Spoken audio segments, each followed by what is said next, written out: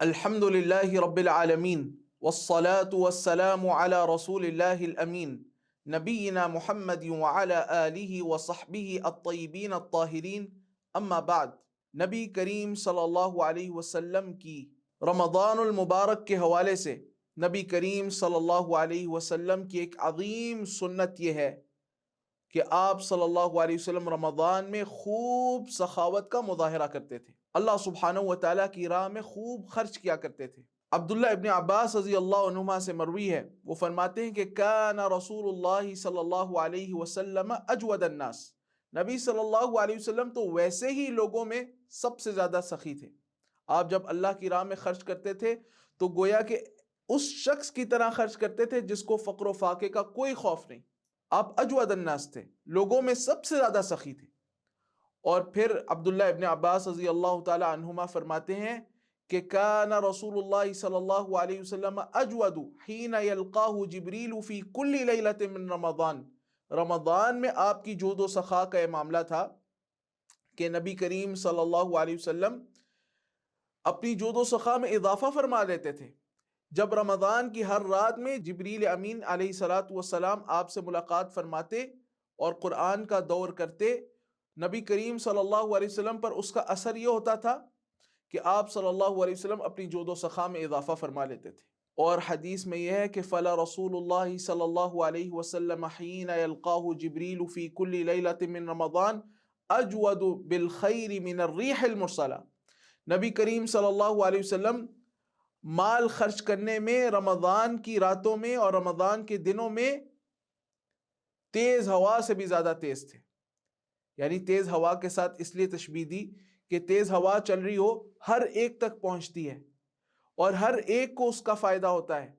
اسی طرح نبی صلی اللہ علیہ وسلم کی جو سخاوت تھی اور انفاق تھا رمضان میں، ہر ایک تک اس کا فائدہ پہنچتا تھا۔ شیخ الاسلام ابن تیمیہ رحمہ اللہ فرماتے ہیں اعانۃ الفقراء بالاطعام فی شہر رمضان ہوا من سنن الاسلام، یہ اسلام کی سنتوں میں سے ہے، یعنی اسلام کے معروف طریقوں میں سے ہے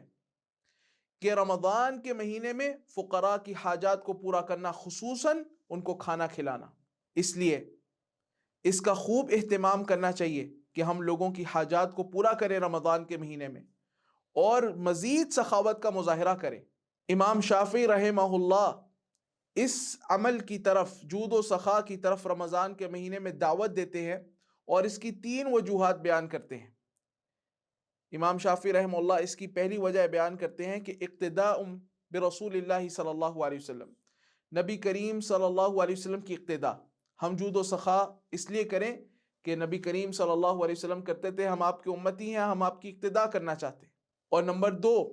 اعانت الفقراء، فقراء کی اعانت، ان کی حاجات کو پورا کرنا، جیسا کہ نبی کریم صلی اللہ علیہ وسلم نے فرمایا کہ من کان فی حاجت اخیہ کان اللہ فی حاجتی، جو اپنے مسلمان بھائی کی حاجت کو پورا کرنے میں لگ جاتا ہے، اللہ تعالیٰ اس کی حاجات کو پورا کرنے میں لگ جاتا ہے۔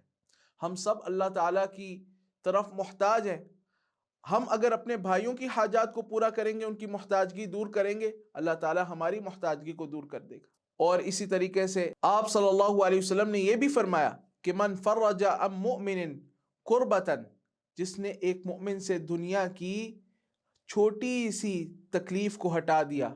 فرج اللہ عنہ بها کربۃ من کرب یوم القیامہ،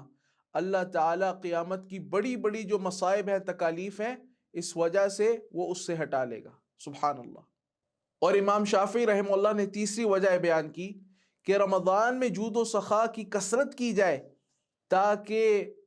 صائمین کو، روزہ رکھنے والے لوگوں کو، مسلمانوں کو، عبادت کرنے والوں کو رمضان کی عبادات کے لیے متفرغ کر دیا جائے، فارغ کر دیا جائے۔